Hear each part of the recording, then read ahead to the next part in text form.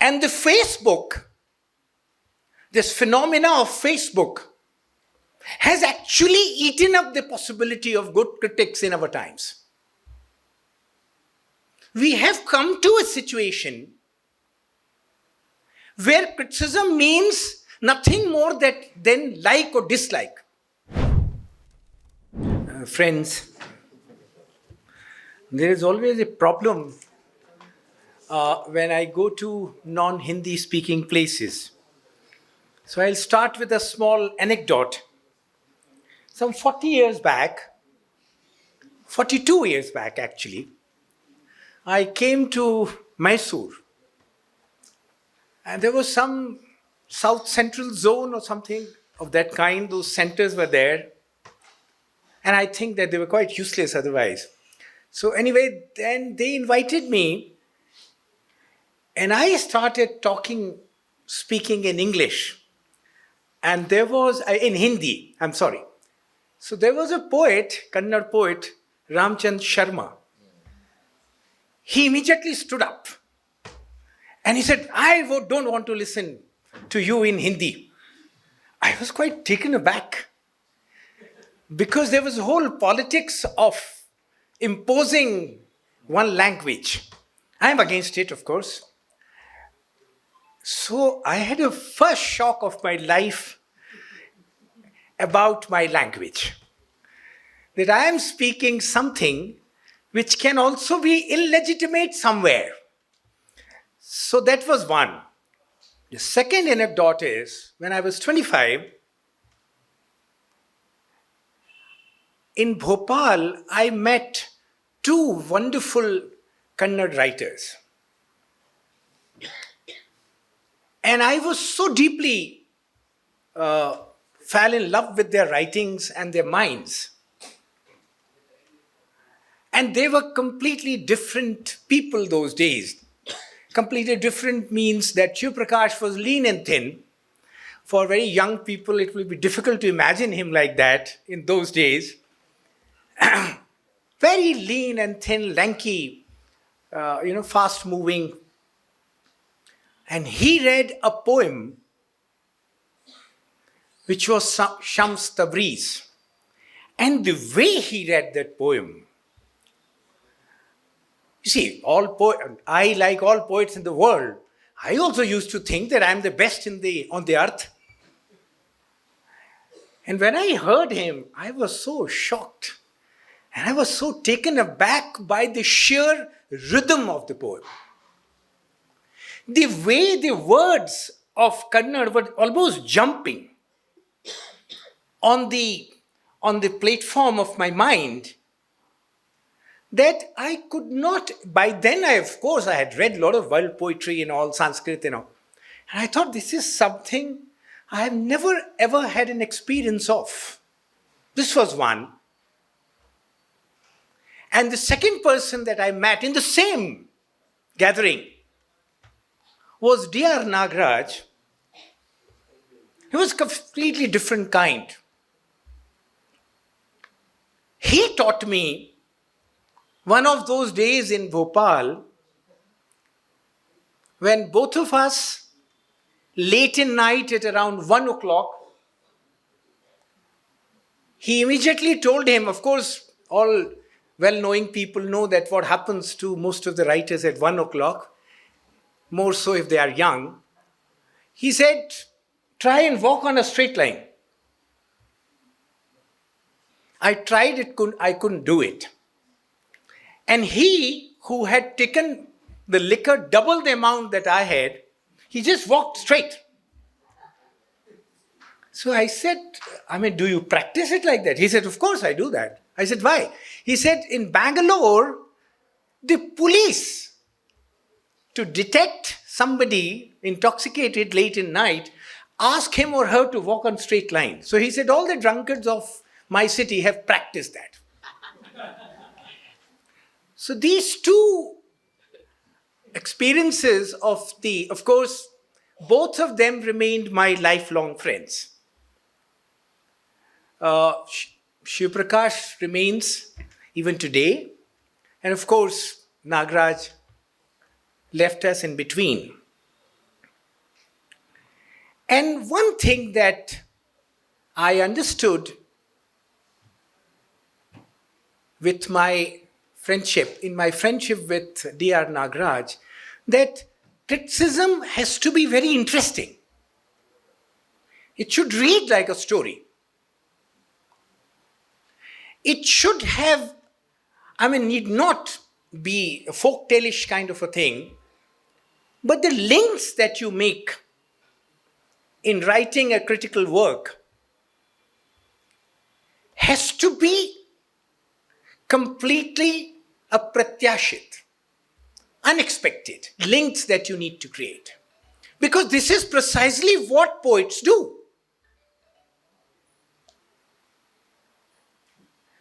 And why is criticism in our modern times has become so important? And why is it that the corporate culture wants to destroy criticism? Believe me that in last 10, 15, 20 years in India, all the institutions, majority of them, which had spaces for critical thinking, are either being impoverished or are destroyed. And the Facebook, this phenomena of Facebook, has actually eaten up the possibility of good critics in our times. We have come to a situation where criticism means nothing more than like or dislike. And that too, I think I've heard, it has also become some kind of symbol there, that you tick or tick this way or that way, whatever. But you must understand that why the criticism is so important and why our corporate forces want to destroy it. It is not something that has come along with the creative writing. You see, if you see a creative writing, let me start from there. The fundamental of the creative writing is that each human being is different from other. Nature has no potential to produce two people alike, not even two trees alike. No two cats are alike. No two human beings are alike. Whether you see it genetically or see it otherwise. In Nyaya tradition, Nyaya Shastra tradition, this is absolute complete understanding of this, that each one of us is different. Why? Because each one of us have a different auchitya bodh. Each one of us have a different sense of appropriateness. The auchitya in each of us is slightly different from the other. There are no two human beings who would agree on any issue of ethics completely or the issue of beauty. Because the auchitya in all of us is slightly different. There is an overlapping, of course, but there is difference in the auchitya bodh of each of us. And that is the ontological, that is the existential truth of our existence, that any two people in this world are, as from the point of view of the auchitya, are slightly different from others. Now, what is an implication of that? To my mind, those people become artists or writers or mathematicians not through the departments. I don't know about Kannada literature, but I know about Hindi departments, that Hindi department has not succeeded in producing one good writer. Not even one. And music departments in North India has not succeeded in producing one good performing artist. So the auchit in each of us, is different from the other, slightly different. There is an overlapping, of course. And the person who is self-aware of this difference becomes a writer or a creator. And his or her creativity will allow the rasaswadan or the enjoyment or reading of that work or seeing of that work allows the people, the readers, the sahardayas, to experience their own uniqueness, their own singularities. And what does that Auchitya Bodh consists of broadly? A certain scale of beauty and a certain scale of ethics. Which means that each one of us have a different scales of beauty and the ethics, which of course have an overlapping, but which are unique in their own way. And therefore you would find that no two people will agree on a certain sense of beauty, which means of a liking of a poem or a short story. No two people would agree. What happens more often than not? One of the two or one of the three would surrender. And we say, okay, if this is being said by Shivaprakash, let us agree. Which is not bad. But each one of us, while reading a work of art, recognizes his or her own deep sense of ethics and that of the beauty. Remember, the story of Laila Majnu is not a love story. It's a story about Auchitya. Laila seemed beautiful only to Qais, only to Majnu. Every other person would say that she's not good looking, etc. It stresses this point that for us, the sense of beauty is very unique. Fashion industry wants to destroy it. And politics want to destroy your unique sense of ethics. Because of arts and literature in society, the singularities of the person is evoked. Each citizen becomes carrier, beholder of his or her own way of looking at the world, looking at the ethics, which is not same as any other. And politics always works on averages and average ethics. And by very way of becoming a good reader, you question politics. It need not be political poem. This whole division of the political poem and the non-political poem, to my mind, is absurd. Each poem, each reader, after reading a poem, let's say the poem that I referred to, the poem Shams Tabriz, becomes aware of his or her own singularity as far as his or her ethical scale is concerned. And this scale always would question the average scale that the politics works on. Now, in this whole scenario, what does a critic do? You see, each writer or an artist is a kind of lamppost in the wider landscape of the culture. There are multiple lampposts. There is Shivarudrappa on one side, H.A. Shivaprakash is there, some Kuvempu is there, or Muktibodh is there, or Sitanshu Yashchandra is there from Gujarat. All these are lampposts. They are lighting a certain area. A task of the criticism, and of course there are painters, there are musicians, and they light up a limited area. task of a really good critic is to weave the lights of these various lampposts into creating a culture. So that when I hear to the poem of, let us say, Shiv Prakash, I can relate that the resonances of that poem, the dhwani of that poem, to that of Sitanshu Yashashchandra, let us say. If I hear to a poem, let's say, of Ghalib, I am able to connect it to a poem of Coimpu here.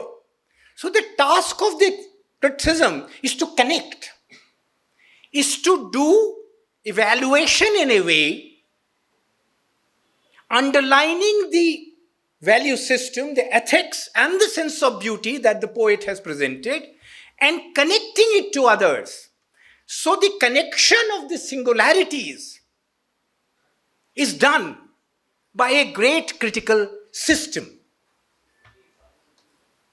And this was, I was thinking that this is, of course, is a modern scenario. What was done at the time of, let's say, Kabir, or at the time of the Bhakti period, it was done by music and dance. Because on these poems, the people would sing, there were dances, and there were interpretations. They were art and criticism together. Of course, there was a poetics there also. In Tulsidas, you also find. The first 10-20 pages of Ramcharitmanas he describes at length what does he mean by Ram. And believe me, he doesn't mean that Ram at all, which is now talked about around the country. He is precisely trying to, warning his readers not to read the Ram the way we have now been forced to read him. And this, we are not able to fight this, resist this, because the critical apparatus and the network of the criticism around the country is now broken. And in fact, we didn't evolve it to that extent that it could have resisted it. How many critics we have in our country who can, with some authority, like somebody, an Urdu critic, who can write with some authority on, let us say, Coimpu, or on Subramaniam Bharati, even if he or she critiques him. Unfortunately, we couldn't develop that. And one of the reasons was, of course, this, of this idea of a Rashtra Bhasha idea. For example, one should be very clear, Hindi was never a Rashtra Bhasha. It was Raj Bhasha. And that too in the North India. It was never a Rashtra Bhasha. This is nonsense. We didn't develop that. And why we didn't develop it, another reason is that we found a shortcut through English. So we didn't felt the need to unite the creativity, the singularities in the creativity around the country into one whole, where the resonances of multiple kinds could be heard and could be felt by each reader. One of the biggest tasks that the criticism in India did not succeed in doing is precisely this. This network, which was very weak, but which was starting to be formed.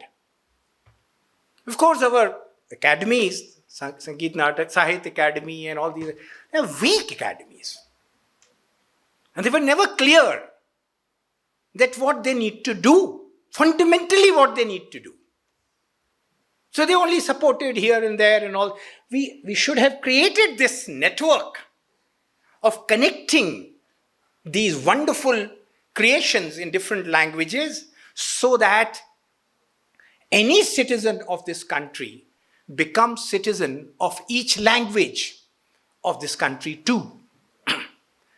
Now, the second thing, most of our critics in our times also played a role of intellectuals in a democratic country like India.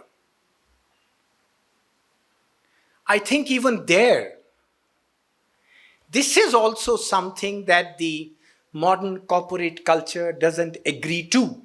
They neither want critics so that a certain cultural texture, a weaving is evolved, nor do they want intellectuals.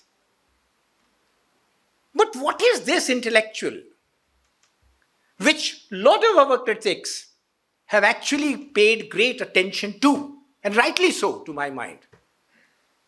In all democratic countries, there will always be a gap between the societies and the state.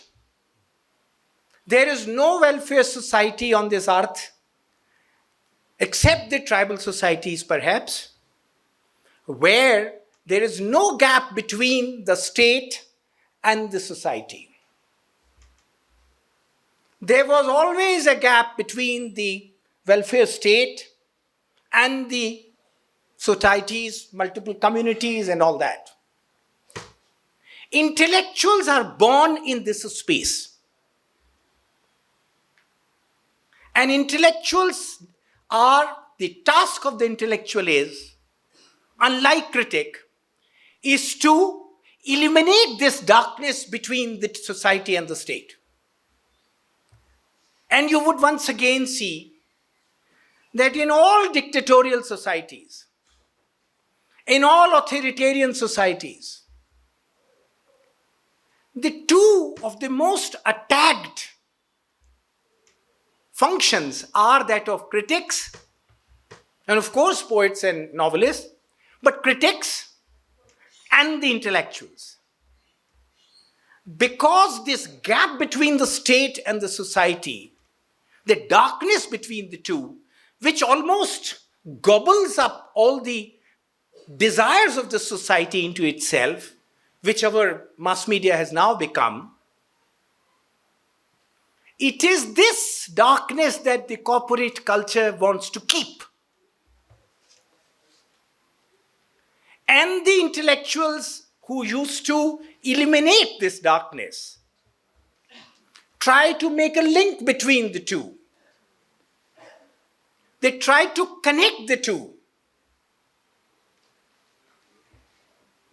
In a sense, to speak out the social realities for state to see, raise questions. Now, you might have noticed, is now completely, they are domesticated by the state, and not only domesticated, they are now being almost killed. So most of our, at least the journalistic setup, is a graveyard of itself. And the other intellectuals are made irrelevant by not allowing them space to speak, or at least trying to limit that space as much as possible. So the state, we are now in a very strange situation where we have a welfare state which has nothing to do with the society. Because the links between the state and the society have almost been cut off completely. So on one hand, our culture, bereft of the critical endeavors, remains unconnected. So we have lampposts here and there. But the lampposts, the lights of that doesn't link to the lights of the other, lamps of the other area. And on the other hand, the society has become complete, where separation of the state and the society has taken place. And this is a very tragic situation to be in. And in this sense, to have done this gathering, to have asked people to speak on criticism, to me, is a very radical act. And I, with full heart, appreciate this. Thank you.